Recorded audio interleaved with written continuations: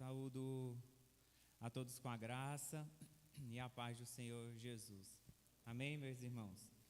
Glória a Deus por esta manhã, que o Senhor possa, mais uma vez, pela sua misericórdia, ministrar os nossos corações neste dia. Tá bom? Nós vamos ler hoje em Gálatas, no capítulo 6, dando prosseguimento ao estudo dessa carta tão rica e tão importante para a nossa igreja e para os dias de hoje.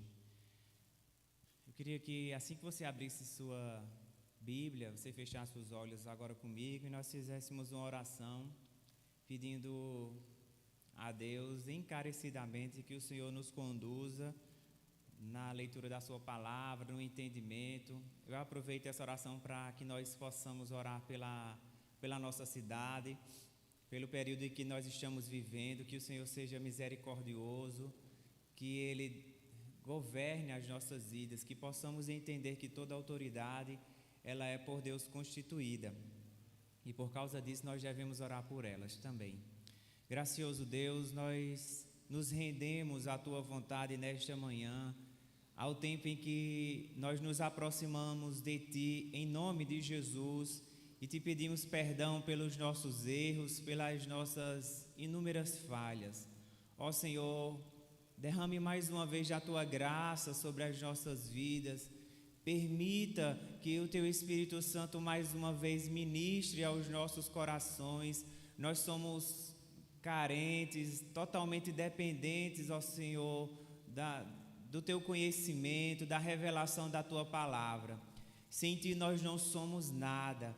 Sem que o Senhor ministre aos nossos corações, a nossa reunião não passa de uma simples reunião sem propósito. Nós precisamos do Senhor, nós precisamos de Ti. Que o Senhor ministre aos nossos corações o Teu Santo Espírito nesta manhã. Em nome de Jesus, encontre em nossos corações guarida para semear a Tua palavra, que a Tua palavra seja semeada e frutifique para o louvor do Teu santo nome. Ó Deus, nessa hora nós também oramos pelas as nossas autoridades governamentais, que o Senhor possa estar constituindo cada uma delas para o louvor do Teu santo nome. Nós oramos para que elas governem com sabedoria, que elas sejam alcançadas pela Tua graça e misericórdia, e que no decorrer do Seu governo o povo não pereça, Senhor Jesus, por serem negligentes com a Tua vontade. Seja com eles, derrama da Tua graça e abençoa o nosso povo, que de tanto tempo tem sofrido, ó Deus, na corrupção do nosso país.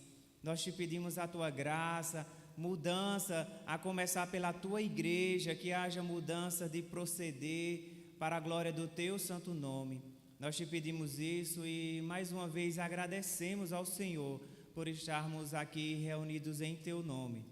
Esta é a nossa oração no nome de Jesus. Amém. Meus irmãos, eu queria ler com vocês o capítulo 6, a partir do verso 1 de Gálatas. Amém? Todos já abriram aí? Vamos ler? Nós vamos ler os 5 primeiros versículos. Já estamos encaminhando para o final dessa riquíssima carta do apóstolo Paulo aos irmãos da Galácia. Diz assim a palavra do Senhor: Irmãos, se alguém for surpreendido em alguma ofensa, vós que sois espirituais, corrigi o tal com o espírito de mansidão, mas olhando por ti mesmo, para que não sejais também tentado. Levai as cargas uns dos outros, e assim cumprireis a lei de Cristo. Se alguém pensa ser alguma coisa não sendo nada, engana-se a si mesmo. Examine-se cada um a sua obra, e então terá motivo de glória só em si mesmo e não em outrem, pois cada um levará o seu próprio fardo. Amém? Apenas os 5 primeiros versículos. Nós vamos nos remetendo a essa leitura, versículo por versículo, para entender o que o Senhor tem para ministrar aos nossos corações. Meus irmãos, há alguns anos atrás, quando a gente ia estudar a carta de Hebreus, eu lembro que o pastor fez uma enquete para saber qual era a carta que nós iríamos ler nos domingos. E eu lembro que eu queria muito que a gente lesse e estudasse a carta de Gálatas. Isso acho que já faz uns 4 ou 3 anos, mais ou menos. Mas eu fui voto vencido, né? Ninguém foi por mim, todo mundo foi pelo pastor Afonso. E escolheram ler a carta de Hebreus, que também é uma carta muito rica, né? Ensinou muito aos nossos corações, à nossa vida, a exposição de Hebreus.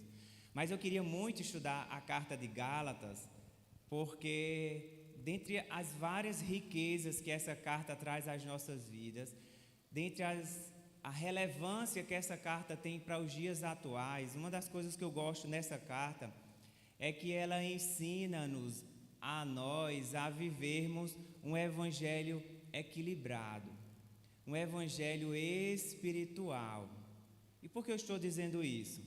Porque essa carta nos ensina a viver um evangelho longe do legalismo religioso, daqueles que são religiosos, secos, vazios, sem conteúdos, mas também longe da libertinagem ou do liberalismo religioso. Ela é equilibrada, sabe? O que eu gosto dela é que ela vai ensinando a você a viver um evangelho saudável, um evangelho fundamentado em Cristo e que, portanto, ele é equilibrado. E se você ver bem, esse equilíbrio espiritual de viver um evangelho saudável, ele tem muitas repercussões. A gente vê a repercussão desse equilíbrio espiritual no modo de vestir de algumas pessoas. Você sabe bem quando uma pessoa ela é muito legalista ou liberal demais no modo de vestir, no modo de tratar as pessoas, no modo de servir ao Senhor. Isso é uma repercussão desse evangelho equilibrado, espiritual, fundamentado em Cristo Jesus. Por que eu estou dizendo isso? Porque quem é muito liberal, que há uma libertinagem espiritual, para ele nada é pecado. Tudo pode, está tudo muito bom, Deus só quer saber da sua vida, do seu serviço, e você vive do jeito que você quiser. E para elas não tem nada a ver. Não há nada de problema no pecado.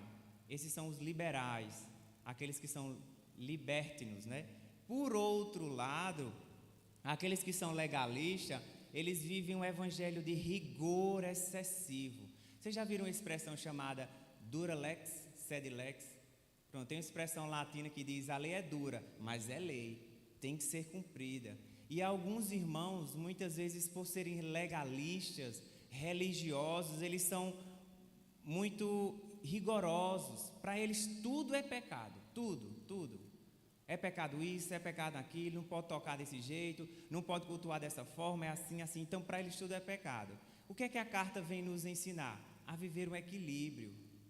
Nem a gente ser legalista, nem liberal, mas ser espiritual. Vivermos sendo conduzidos pelo Espírito Santo de Deus. Ter a nossa fé fundamentada na palavra de Deus por meio de Cristo Jesus. E é por isso que eu gosto tanto dessa carta, porque ela nos ensina a sermos equilibrados, sabe? Espirituais, vivermos em conformidade com a palavra do Senhor. E dentre as muitas repercussões que esse equilíbrio espiritual ele traz, eu falei para os irmãos o modo de vestir, de tratar as pessoas, de servir ao Senhor, mas entre as muitas repercussões que isso traz à nossa vida, é de como nós vamos tratar o pecado. Como tratar o pecado no meio da igreja ou corrigir o irmão que está em pecado. E é isso que o capítulo 6 ele vai nos trazer. Nos ensinar como, de forma equilibrada, nós devemos tratar o pecado em nosso meio. Aí o apóstolo Paulo, ele faz isso da seguinte forma. A primeira coisa que o apóstolo Paulo mostra, eu vou dar uma resumida bem rápida nesses versículos. Ele mostra para os irmãos a possibilidade do pecado. Eventualmente, irmãos, podemos ser pegos em alguma falta e terminar a cair. E o pecado em nossas vidas, embora seja uma exceção, a gente lute contra ele, mas há a possibilidade de nós pecarmos. Existe essa possibilidade. A segunda coisa que o apóstolo Paulo faz é o que a igreja deve fazer quando o pecado surgir, quando isso acontecer. Tá, o irmão caiu, né, em pecado, certo. Qual é a orientação que a igreja tem para lidar com essa situação?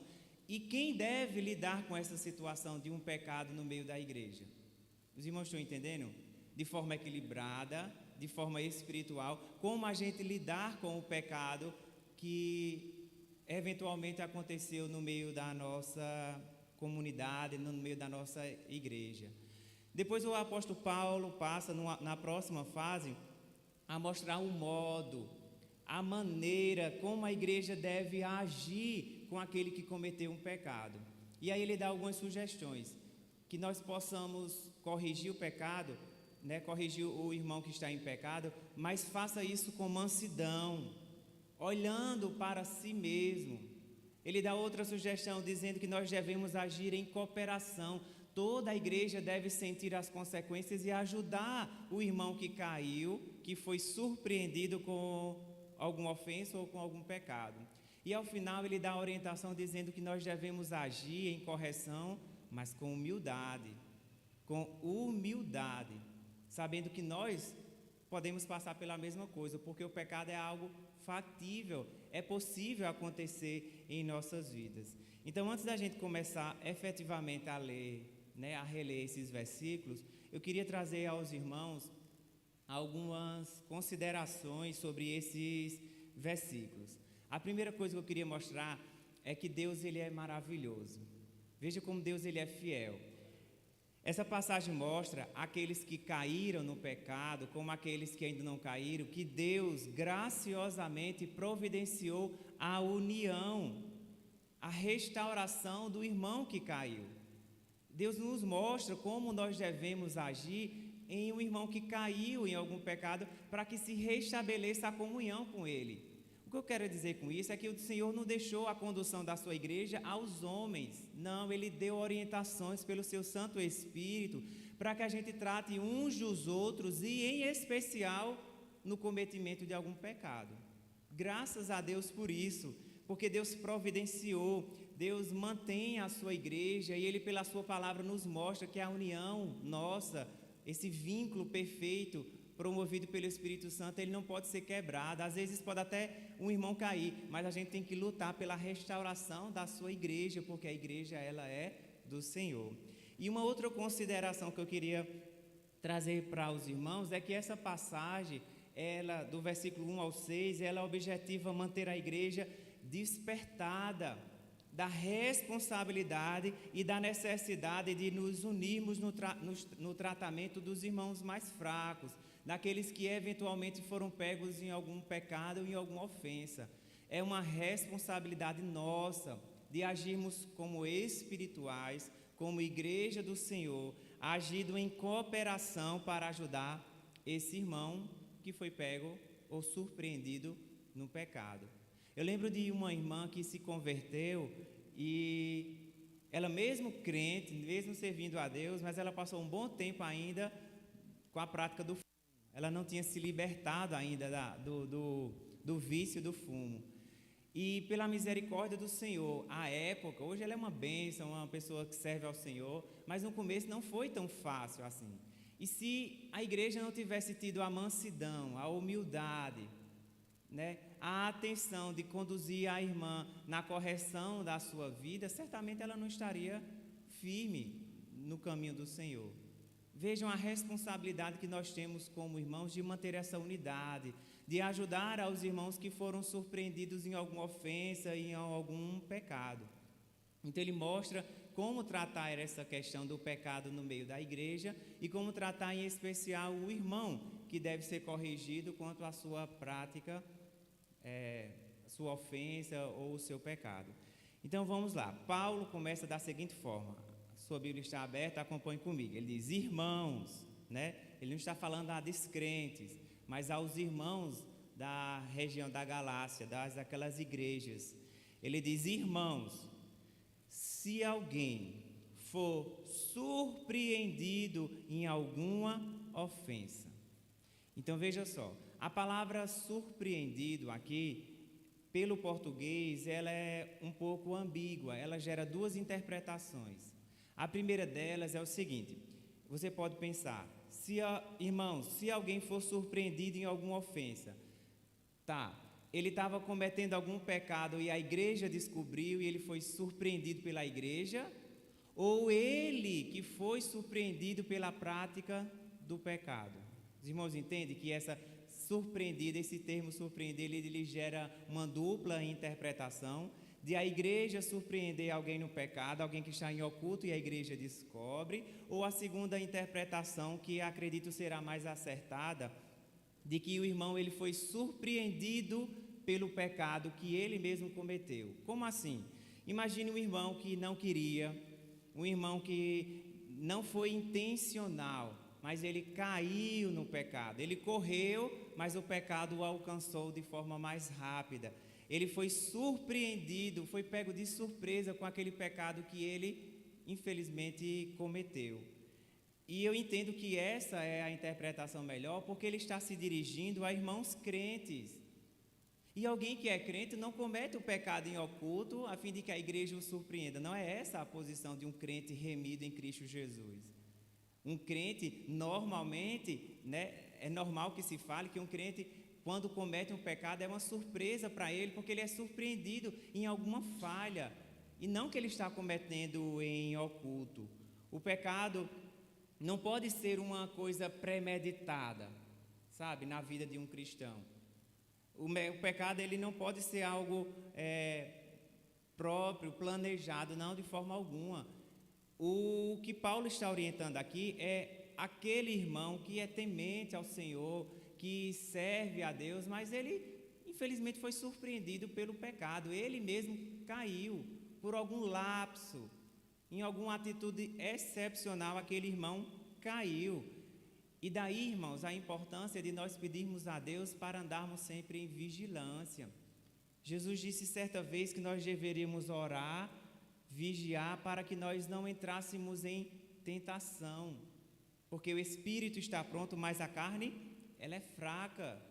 E o que isso quer dizer? Que o espírito está pronto, nós fomos perdoados, restaurados, redimidos pelo sangue de Cristo, justificados, mas ainda nós temos a natureza pecaminosa. Então o pecado é sim uma possibilidade, embora excepcional, mas ela é uma possibilidade. E a igreja, ou algum crente, quando comete, ele deve ter o pecado como algo que foi surpreendido, uma surpresa para a sua própria vida, e não algo que ele o faz escondido. Daí eu quero mostrar aos irmãos que talvez essa seja a melhor interpretação. Se alguém for surpreendido, cometeu um pecado, um deslize, estava temente ao Senhor, mas por algum momento se esquivou e pecou. Pois bem, se esse irmão foi surpreendido em alguma ofensa, a orientação é que ele seja corrigido. Corrija ele. E o que eu estou dizendo aqui aos irmãos, eu estou falando muito sobre a possibilidade do pecado em nossa caminhada cristã, mas é claro que eu não estou advogando aqui que nós devemos nos acostumar com o pecado. Não é isso que eu estou falando. O pecado, como eu falei para os irmãos, é algo excepcional. Nós lutamos contra o pecado em nossas vidas. E é claro que nós sabemos da realidade do pecado, E eu não estou advogando que nós nos acostumemos com o pecado. Mas quando um irmão cai, isso não pode ser o fim do mundo. Não pode. Então a igreja deve corrigir. E essa responsabilidade, irmãos, de corrigir, de confrontar o irmão com o pecado, é dada aos irmãos que são o quê? Espirituais. Olha o que ele diz: vós que sois espirituais, corrigi-o. E quem são esses irmãos espirituais? São os irmãos mais maduros, mais conhecedores da palavra, que vivem uma vida piedosa, que têm autoridade, tem vida espiritual para corrigir o irmão que está em pecado. Paulo, quando associa em 1 Coríntios, ele diz que os irmãos de lá, eles eram imaturos, eram crianças, e por eles serem imaturos, eles eram chamados de carnais. Então a maturidade é uma característica de quem é espiritual. Quem vive de forma piedosa, temente ao Senhor, vive uma vida no Espírito. Lembre-se que no capítulo anterior, ele falou do que é uma vida pelo Espírito. Então, uma pessoa que é guiada, direcionada pelo Espírito Santo, vive de forma piedosa, é a estes irmãos que é dada também a responsabilidade de corrigir o irmão que foi surpreendido com uma ofensa ou com o pecado. O fato é que a igreja deve corrigir. E corrigir, irmãos, é colocar no caminho certo. É mostrar o caminho da palavra e da vontade de Deus. Faz parte da correção mostrar o erro. Sabe? Faz parte da correção instruir, ensinar, mostrar que a palavra do Senhor diz assim e a conduta do irmão está em desacordo com a palavra do Senhor. Mostrar o pecado e confrontar o irmão que foi surpreendido. Lembre-se que a gente está falando aqui de um irmão não que foi surpreendido pela igreja, mas que ele mesmo foi surpreendido pela prática do seu próprio pecado. Entende? É preciso corrigir o irmão, mostrar, ensinar. E às vezes, irmãos, o pecado ele tem repercussão individual. Às vezes um irmão que não se livrou ainda do vício, mas às vezes o pecado ele tem repercussão na vida de outra pessoa. Então a igreja, os irmãos espirituais, quando corrigem esse irmão, devem orientá-lo a, por exemplo, pedir um perdão, a mostrar que a palavra fala sobre o perdão, a mostrar o que a palavra fala sobre aquele pecado, as consequências do pecado na vida de um irmão. E tanto um quanto o outro, tanto a repercussão individual quanto na vida de outras pessoas, o indivíduo ele deve entender a gravidade do pecado em sua vida e ser confrontado com o seu próprio pecado. Por isso que Paulo diz, corrigir. Tem que ser corrigido. O irmão tem que ser confrontado com a sua atitude e ver que ela é em desacordo com a palavra do Senhor. E isso é corrigir. É levar a abandonar o irmão o pecado que de tantas consequências trágicas traz para a vida espiritual de uma pessoa. Levá-lo ao conhecimento da vontade de Deus para a sua vida. E eu queria mostrar aos irmãos só uma coisa.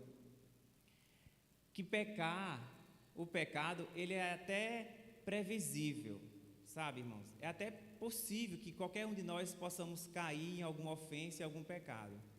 Mas o problema é permanecer no pecado. Aí há o grave problema que pode existir na vida de um cristão, quando a consciência dele não muda. Quando ouve-se a palavra, mas as suas atitudes não mudam, porque a sua consciência não foi alterada. Sem haver um verdadeiro arrependimento, uma correção pode levar até um afastamento ou a um distanciamento da palavra e da vontade do Senhor. Os irmãos estão entendendo? Que a seriedade não é a possibilidade do pecado. Eu sei que qualquer um de nós podemos pecar, mas quando pecar é preciso corrigir para que abandone o pecado, sob pena da gente continuar, agindo com o pecado com a consciência imutável e aos poucos ir nos separando e nos afastando da graça de Deus. Lembre-se, por exemplo, da correção que Paulo fez com aquele jovem em Coríntios. Paulo, na primeira vez, mandou que os irmãos corrigissem aquele irmão que estava adulterando, tendo relações com uma mulher que não era sua esposa, e Paulo pede que ele seja confrontado com o pecado. Só que quando você vai em 1 Coríntios capítulo 5, você percebe que Paulo pede que ele seja afastado, para que ele entenda a gravidade. Por que isso? Porque o pecador precisa ser corrigido. O irmão que foi caído em alguma ofensa, ele precisa ser corrigido e estar consciente da gravidade do pecado. Por que eu estou dizendo isso? Porque quando você lê Coríntios, você percebe que o mais grave é que a igreja tinha conhecimento, toda a sociedade tinha conhecimento daquele pecado do irmão e nada era feito. Não existia correção para que os irmãos vivessem na centralidade da vontade de Deus, e o pecado era aí, correndo a solto, achando-se uma coisa normal em toda a igreja e até toda a sociedade, mostrando para a sociedade que não estava havendo mudança na vida da igreja. Então, infelizmente, irmãos, a orientação né? Muitas vezes é rara nos dias de hoje de se confrontar o nosso irmão em relação ao seu pecado. E o que é que se faz ao invés de confrontar? É ligar. Muitas vezes uma pessoa liga para outra: tu viu o que fulano fez? Eita, eu vi. Parece até que tem prazer na queda do irmão, no pecado que aquele irmão cometeu. Comenta: mas aquele irmão só vive pecando. Aí sai conversando, mas ninguém chega e mostra ao irmão que ele está em pecado e que seu pecado é grave, pode levá-lo à morte espiritual. Os irmãos entendem a seriedade da coisa? Muitas vezes as pessoas não querem confrontar para não ferir o irmão, mas trata muito pior quando comenta do pecado do irmão a outro irmão e a outro irmão, e vai comentando, vai ligando, mas ninguém corrige, ninguém confronta o pecado ao irmão. Nós devemos levar em consideração que esse irmão foi surpreendido pelo pecado, é irmão nosso, é corpo conosco. Então, se aquele irmão está sofrendo as consequências do pecado, é dever da igreja confrontá-lo, corrigir o irmão. Nós não devemos nos esquecer que ele é irmão em Cristo e que a correção deve ter o intuito de trazê-lo de volta, sabe? Corrigir: ó, irmão, você está em pecado, meu irmão lhe ama muito, mas você está em pecado. Abandone essa prática que Deus certamente tem planos maiores para a sua vida, e não é isso que Deus quer para a sua vida. Confrontá-lo, corrigi-lo. E muitas vezes o que nós vemos é o contrário, não é correção, mas é falatório sobre a vida de A, de B, porque o irmão está dessa forma, e ninguém chega ao irmão e o corrige, o confronta com o pecado.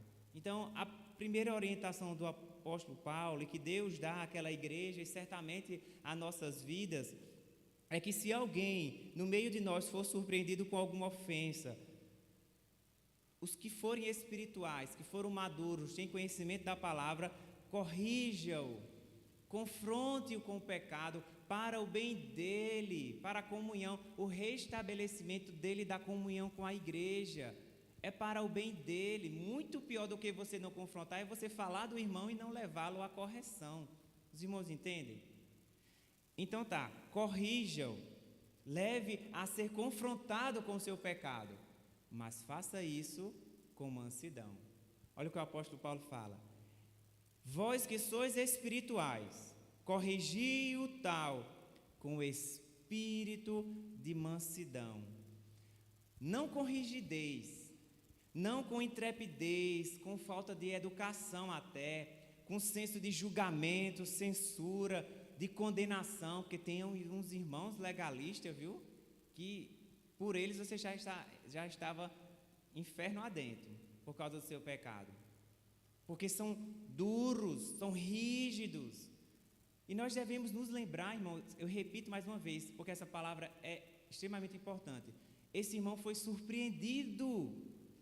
Ele não está cometendo pecado, porque se ele foi, ele nem é irmão. Isso não é natural de um irmão. Ele foi surpreendido, ele está sofrendo.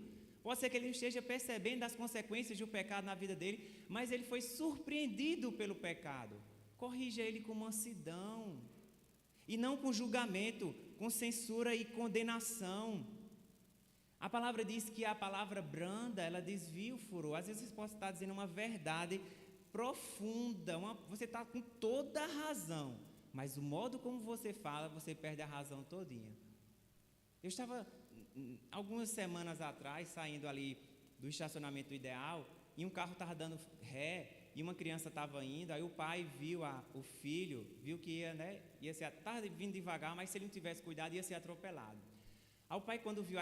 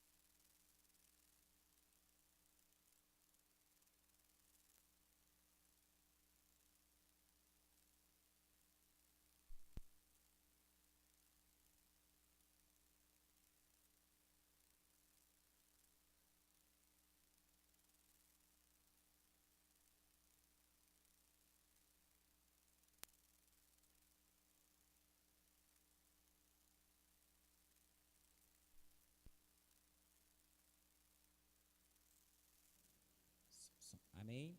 Voltando.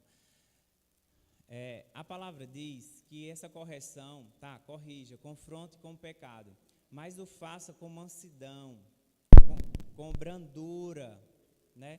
Com temperança. Eu estava dando um exemplo aos irmãos de uma cena que eu vi, que um filho quase ia sendo atropelado lá no estacionamento Ideal, mas o pai, quando viu que o filho ia sendo atropelado, esse homem gritou tanto, disse tanta coisa com o filho: você está surdo, você não está vendo, mas ele gritava tanto, ele berrava aos gritos.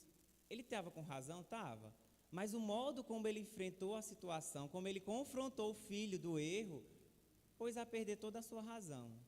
O que eu estou dizendo com isso, irmãos, é que no ato de correção ao nosso irmão que foi surpreendido com um pecado, com alguma falha, nós o devemos fazer com brandura, com mansidão, dizendo: meu irmão, olha, eu lhe amo muito, eu lhe amo tanto que eu vou lhe mostrar que você está em desacordo com a palavra do Senhor.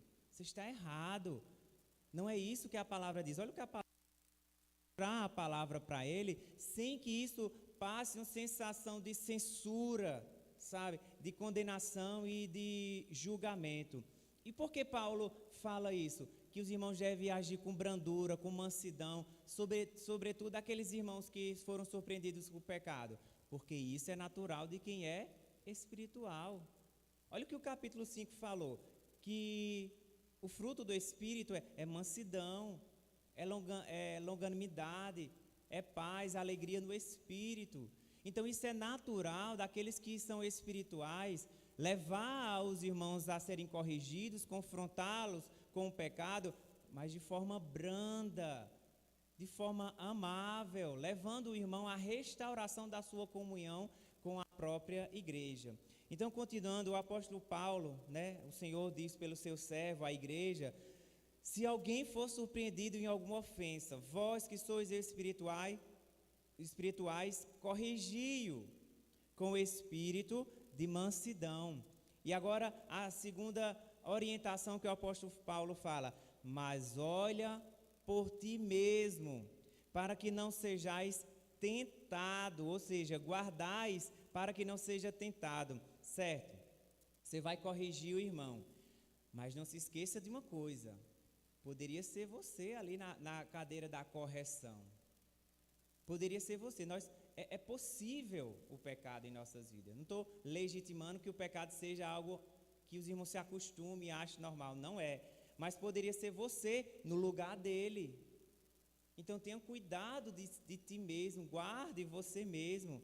Você também poderia ser surpreendido pelo pecado. Daí a importância de, quando nós confrontarmos o nosso irmão com o seu pecado, sermos mansos, sermos humildes. E, irmãos, o que é que isso causa em nossas vidas? Causa humildade, espírito de humildade. Não tem lugar, espaço para orgulho. Eu não posso olhar para o meu irmão que caiu em alguma ofensa em uma situação de superioridade.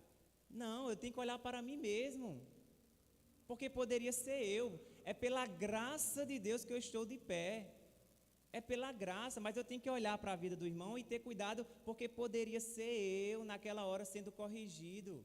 Olha para ti mesmo, para que não sejais também tentado, sabe, irmãos? E uma outra lição que eu tiro aqui é que nós devemos ter cuidado conosco para não sermos tentados naquele pecado, porque uma das piores coisas na vida de um cristão é quando a gente cai naquilo que a gente está corrigindo. Imagine-se, por exemplo, você corrige o irmão, não é dessa forma, e amanhã eu estou praticando dessa mesma forma. Incoerência cristã. Isso esvazia o conteúdo da nossa mensagem e do evangelho em nossas vidas. Você já pensou, você falando ao irmão sobre uma determinada coisa e amanhã é você que está praticando aquilo? Então, a palavra nos alerta que nós devemos ter cuidado. Primeiro, porque pode ser você. E segundo, para que você tenha duplo cuidado, para que o evangelho não seja posto em xeque por causa da falta de coerência. Sabe, irmãos? Eu dizer uma coisa e ao mesmo tempo praticar. Tenha cuidado de ti mesmo, para que não sejais também tentado. E essa ideia é que a gente tenha cuidado para que a nossa mensagem não seja colocada em descrédito por falta de coerência. Então a igreja deve corrigir, confrontar o irmão com o seu pecado, certo? Mas a igreja também, irmãos, tem uma outra grande responsabilidade nessa área de correção e de tratamento do pecado. Olha o que a palavra diz. Eu vou sempre voltando para os irmãos pegarem o fio da meada. Se algum irmão for surpreendido, vós que sois espirituais, corrija-o, certo? Mas com espírito de mansidão, olhando para ti mesmo, para que sejais também tentado. E a terceira orientação, levando as cargas uns dos outros, e assim cumprireis a lei de Cristo. A gente pode pensar que Paulo está mudando de assunto, né? Ele está falando sobre correção e agora a gente vai se ajudar uns aos outros. Mas o assunto é o mesmo. Paulo está falando sobre a mesma coisa, sobre correção para com o irmão que foi surpreendido no pecado. E por que ele está falando sobre cargas? Essas cargas aqui são causadas pelas faltas, pelas surpresas do pecado. Quando um irmão cai e foi surpreendido pelo pecado, o que acontece de consequência? Tristeza, sentimento de culpa, autocondenação. Essas cargas, a igreja tem que chegar junto e ajudar o irmão a levar essas cargas de sentimento de culpa, de sofrimento, de angústia. Tem alguns irmãos que quando caem em pecado, para eles é mesmo que o fim do mundo. Não se sentem mais dignos de entrar na igreja, não se sentem mais dignos de ter comunhão com a igreja. E o que é que Paulo está mostrando aqui pelo Espírito? Que nós devemos levar as cargas ajudando a esses irmãos, que não é o fim do mundo. Venha cá, você faz parte de nós, você é corpo conosco. Essas cargas devem ser carregadas, e são as cargas do pecado, das consequências do pecado na vida de um irmão que foi surpreendido pelo pecado. Lembrem-se, a gente está falando aqui de um irmão que era temente ao Senhor e que ele foi surpreendido pelo pecado. E isso aqui causa-nos mais repercussão quando a gente lembra que os irmãos de Gálatas eram irmãos legalistas, sabe? Dura lex, a lei é dura, mas é lei. Pecou, saia, se afaste, você não é digno da gente. Não é dessa forma, nós devemos levar as cargas, sobretudo as cargas e as consequências do pecado, o sentimento de culpa que um irmão eventualmente caiu. E a ideia, irmãos, aqui, o fundamento é que a gente coloque o irmão no ombro, sabe, levando as cargas. Vamos, não, você não vai desistir não. A caminhada está difícil, o sentimento de culpa vem, as consequências do pecado certamente virão, mas a gente está aqui, vamos levantar. Não pode desistir não. Levai as cargas uns dos outros e assim nós cumpriremos a lei de Cristo. Levar o irmão à cura, à restauração. Porque quando nós e você vai entender bem o que eu estou falando, nós que somos tementes ao Senhor, quando a gente comete um pecado, qual é o sentimento que nós sentimos? Tristeza. Nos sentimos indignos de falar com o Senhor, de ter comunhão. Nós nos sentimos tristes, angustiados. Isso são consequências do pecado na vida de um cristão temente ao Senhor. E se a igreja não pegar as cargas uns dos outros, essas consequências terríveis do pecado, e abandonar o irmão, certamente ele morrerá. Daí a importância, irmãos, da atuação dos irmãos espirituais na correção, mas de toda a igreja em abraçar o irmão que está em pecado. E o que é que a gente vê?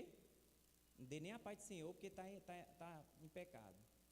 Está em disciplina, está afastada, nem toque nele.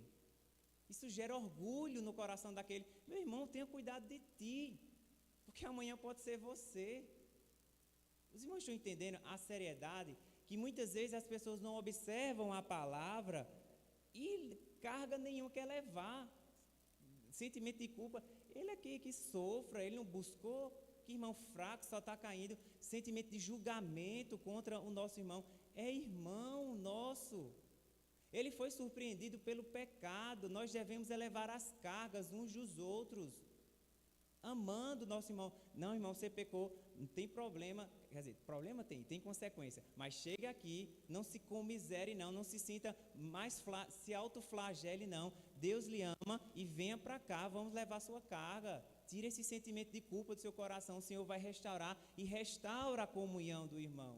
Porque lembre-se, ele foi um irmão surpreendido no pecado.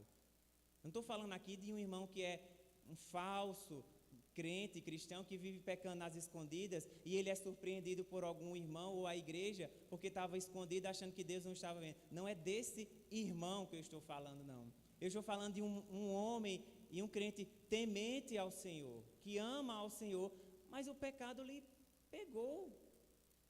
A esse irmão temente que está sofrendo as consequências do pecado, que a sua consciência pesa pela culpa e a condenação, levemos as cargas dele. Ele é corrigido. A partir do momento que ele muda a sua consciência, venha cá, meu irmão. Receba o perdão da parte do Senhor. Seja abraçado e amado pelo Senhor. Não se sinta carregando essa culpa. Eu conheci uma vez um jovem, não era nem da igreja que eu congregava, mas ele foi surpreendido, era um jovem muito temente, mas terminou cometendo alguns erros na área da sexualidade. E meus irmãos, ele não conseguia voltar à comunhão com a igreja, porque ele tinha um sentimento de culpa tão grande, ele se sentia tão indigno, ele se sentia sujo, impuro, não conseguia, porque as cargas do pecado eram altas demais. E se a igreja não chegar aí, chegar um de um lado e do outro e levar a carga, não consegue, porque isso é função do acusador. Ele atrai, e quando o irmão que é temente, que serve ao Senhor, é surpreendido com o pecado, aí vem as consequências da acusação, a condenação. Os irmãos estão entendendo? E ele era um servo, lamentavelmente, não teve forças para voltar à comunhão da igreja, porque não tinha quem o desse apoio nas suas cargas, nas consequências do pecado, da acusação, do medo, da indignação de si mesmo. Essas são as cargas que a igreja, como corpo do Senhor, ela deve levar ao nosso irmão. Então a orientação é: se algum irmão foi surpreendido no pecado, pecou, falhou, vós que sois espirituais, corrijam, confronte o nosso irmão para o bem dele com o seu próprio pecado, confronte, mostre que ele está no erro, mas faça isso com mansidão, olhando para si mesmo, para que você não seja tentado também, não só a cometer o que ele fez, mas ser tentado ao orgulho, a se achar superior, porque você nunca cai naquele pecado e aquele irmão, sempre está se desviando naquele pecado, embora sinta a dor do pecado, mas ele cai no pecado, é surpreendido com aquele pecado. Tenha cuidado de ti mesmo, para que você não sente o orgulho de achar que esse pecado eu não cometo, esse pecado eu não cometo. Tenha cuidado, porque tão falho quanto aquele irmão é você, somos nós. Se não for a graça de Deus nos mantendo em pé, nós estamos perdidos, só existe pecado em nós. Só existe pecado, não existe nada de bom em nós. Paulo diz em Romanos 7, isso ele não faz.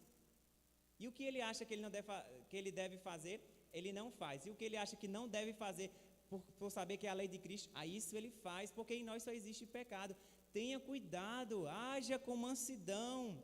Olhe para ti mesmo para não ser tentado ao orgulho, achar que você é melhor, não dá paz ao irmão porque ele está em pecado. O que é isso? Isso não existe. Isso é contrário às Escrituras, ao que Deus orienta ao tratamento do pecado. E uma coisa é você corrigir, e outra coisa é você agir com orgulho, achando que você não é, eu nunca cometo esse pecado, sou melhor do que o irmão. Você não é melhor em nada, e é o que Paulo vai falar agora, nos próximos versículos que a gente vai ler. Olha o que ele diz: haja com mansidão, olhe para ti mesmo, leve as cargas uns dos outros. E o verso 3 ao 5 ele diz: se alguém pensa ser alguma coisa não sendo nada, engana-se a si mesmo. Examine-se cada um a sua própria obra, e então terá motivo de glória só em si mesmo e não no outro, pois cada um levará o seu próprio fardo. O que é que o Paulo está mostrando aqui? É que é comum, muitas vezes, nós sermos tentados. Isso é uma tentação. Até os espirituais, qualquer irmão, ele é tentado a se sentir superior diante daquele irmão que foi surpreendido com o pecado, tentado à superioridade. E é com muita facilidade que podemos pensar: eu sou melhor do que fulano, que eu nunca cometo esse pecado. Mas rapaz, fulano caiu de novo naquele pecado. E nós somos tentados, sabe, a superioridade espiritual. Fulano não tem controle, fulano cai direto naquele pecado, eu por outro lado não. Isso é uma tentação.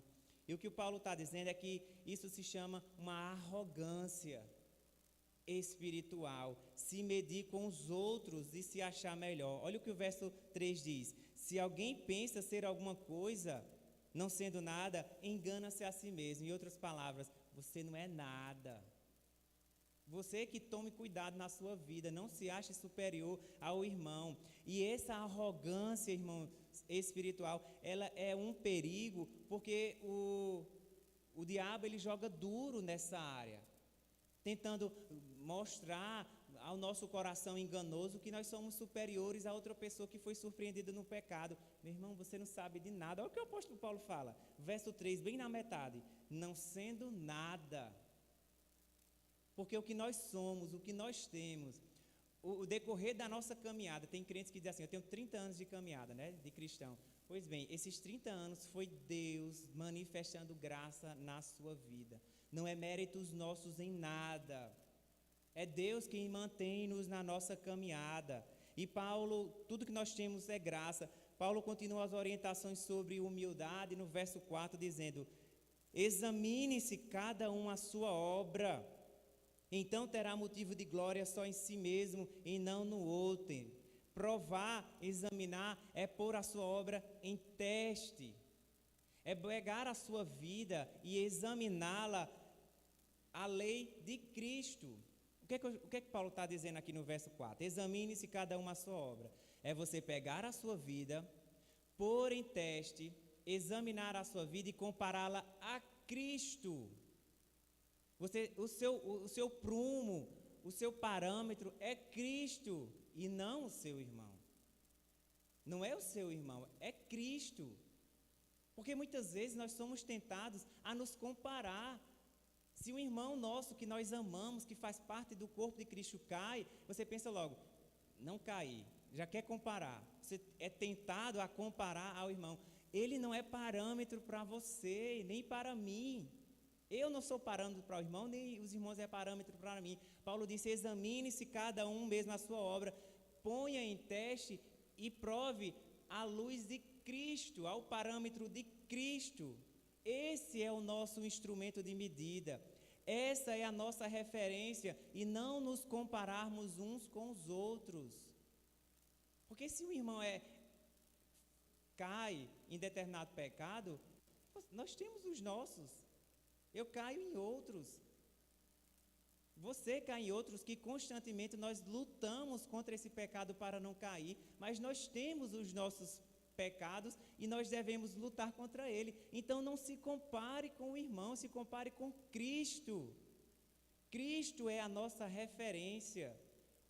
E eu digo isso por experiência própria, porque eu nasci e me criei nos bancos da igreja, ouvindo a palavra, na escola bíblica dominical, ouvindo, e eu, por me interessar muito as historinhas da igreja, né, da Bíblia, eu sempre era uma criança que se destacava nas perguntas. As professoras perguntavam, eu respondia logo, e eu fui criado muitas vezes nesse sentimento de que eu me comparava com as outras crianças, sabe? Engano meu. Depois que eu me converti de verdade, eu vi que nada eu sei, que é tudo graça de Deus na minha vida. Você não se compare com o seu irmão. Examine-se cada um mesmo a sua própria obra diante do Senhor. Ele é o nosso referencial. Ele é a nossa vida. Nós devemos provar a nossa vida diante de Cristo. E se você, ao comparar a sua vida diante de Cristo, achar na sua vida, nas suas obras, temor, haverá motivo de gloriar-se a si mesmo. Olha o que o Paulo fala. Então terá motivo de glória só em si mesmo e não no outro. O que Paulo está dizendo é: se quando você comparar a sua vida diante de Cristo, encontrar em suas ações temor, reverência, se você vê temor em suas vidas, então você terá motivo de gloriar-se. O que é gloriar-se? É dar graças a Deus. Gloriar-se é dar graças a Deus por saber que diante de Deus, pela graça, eu estou de pé. Então, voltando ao verso 4, que a gente já está encaminhando para o final, examine-se diante de Cristo a sua própria obra.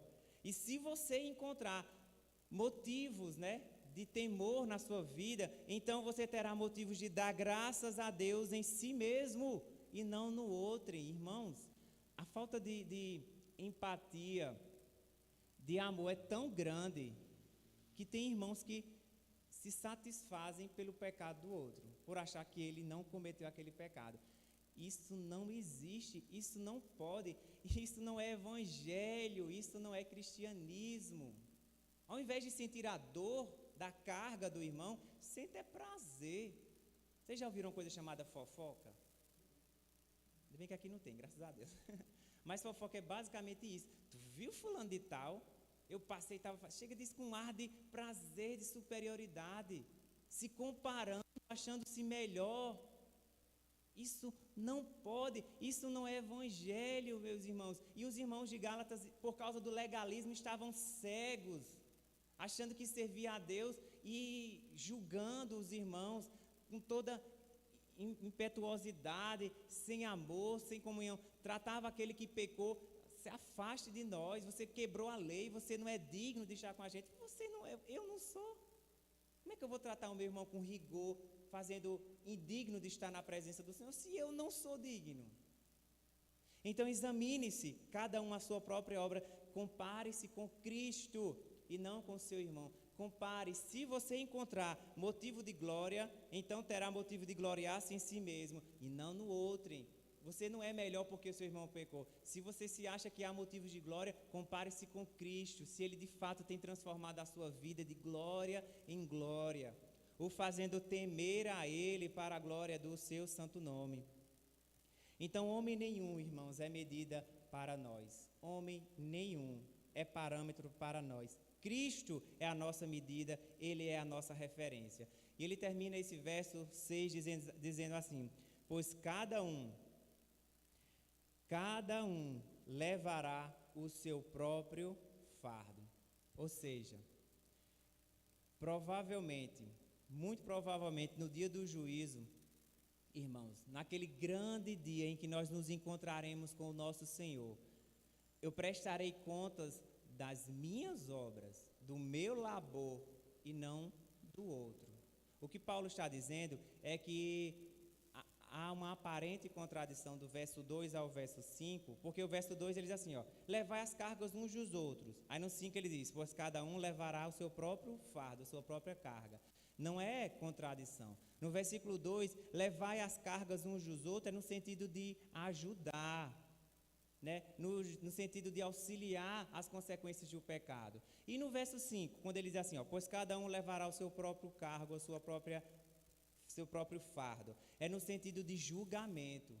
Quando nós estivermos no grande dia do juízo de Deus, Deus não vai me julgar em comparação com meu irmão. Vou pegar você, você pecou menos do que fulano, você pecou mais do que fulano, então você vai ter direito. Não é isso, não. Deus não vai me julgar em comparação com o meu irmão. Não é isso. Ele me julgará segundo as nossas obras. Então o meu parâmetro é Cristo e não o meu irmão. Corrija, confronte com o pecado, mas faça isso com humildade. É o que o verso 3, 4, 5 nos ensina, que nós devemos agir com humildade, com mansidão, olhando para si mesmo e tendo a responsabilidade de levar as cargas uns dos outros. Amém? Eu queria encerrar, irmãos, que já é 11 horas, já estou passando da hora, mas eu queria encerrar trazendo uma aplicação para você, meu irmão, que me ouve nessa live ou que está aqui e por algum motivo já foi ou está surpreendido pelo pecado, que foi surpreendido em alguma falha, que não queria, mas terminou caindo em pecado, caindo em alguma falha. você não percebeu e terminou caindo. Meu irmão, com todo amor e carinho e com mansidão, abandone esse pecado. Não deixe que isso acabe com a sua vida espiritual, com a comunhão que você tem com Deus e com Cristo. Com todo amor e respeito. Eu não me sinto melhor do que você em nada. Nenhum daqui se sente melhor. Mas se você foi surpreendido com o pecado, em alguma falha, abandone esse pecado em nome de Jesus. Faça isso o mais rápido possível. Corra para Cristo e abandone o seu pecado. E eu quero trazer uma palavra de alerta que em Hebreus diz que se a palavra que foi falada aos anjos permanece fiel, e toda transgressão e desobediência recebeu a justa retribuição, ou seja, se no passado toda a palavra que Deus deu e por desobediência houve a justa retribuição, como escaparemos nós se não atentarmos para tão grande salvação? Cuidado com o pecado. E se nós formos surpreendidos, abandonemos. Olhe para as Escrituras, olhe para Cristo e veja se sua vida está em desacordo com a vontade de Deus. E se ela tiver, faça isso logo, abandone, porque melhor do que a vida é a graça de Deus na sua vida. Melhor do que a sua própria vida é a graça. Não caia na graça, não caia. Então a minha palavra em aplicação é essa. Para algum irmão que caiu em alguma ofensa, em algum pecado, abandone com todo amor e mansidão e carinho, e olhando para mim mesmo, eu lhe digo, abandone o seu pecado. E uma última aplicação é para você que não caiu, né? Você que não caiu em alguma ofensa, em algum pecado, dê graças a Deus por isso. Você só está de pé porque a graça de Deus lhe mantém. Seja grato a Deus. Haja com humildade em relação ao irmão, né, que eventualmente caiu. Se ele caiu, haja em favor com ele, mas dê graças a Deus. Não permita que nenhum ar de superioridade chegue ao seu coração e à sua mente, porque você não é nada. Você não é nada. Amanhã pode ser a gente que cai nesse mesmo pecado. Então peça graça da parte de Deus. Graça, humildade. A mesma humildade que houve em Cristo Jesus, que pelo seu Santo Espírito ela repouse em nossos corações e faça trazer os nossos irmãos que caíram em alguma ofensa, trazê-los à comunhão e a comunhão com a igreja, com Cristo Jesus, para a glória do seu santo nome. Que Deus possa nos abençoar e que nós possamos fazer eficaz essa palavra, que não seja apenas uma teoria, mas ela seja prática em nossas vidas. Feche os seus olhos, nós vamos orar agora.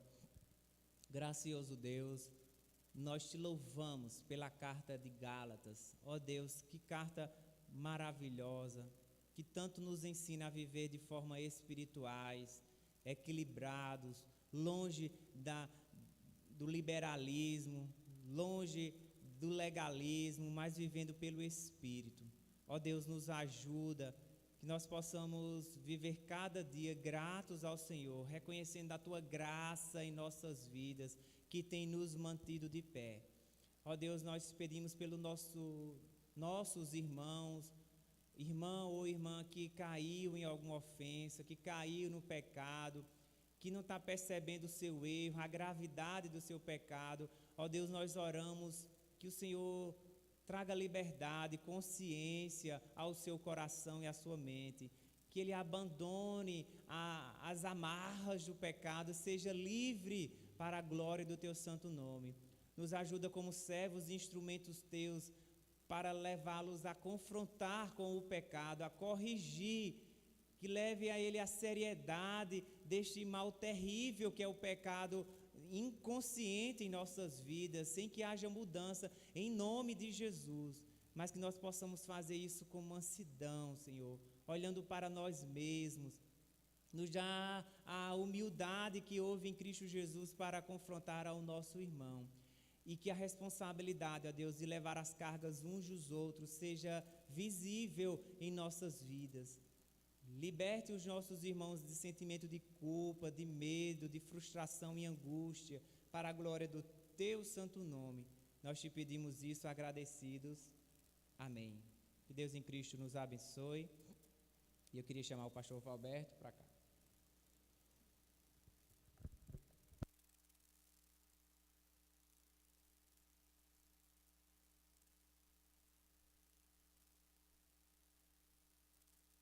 Amém.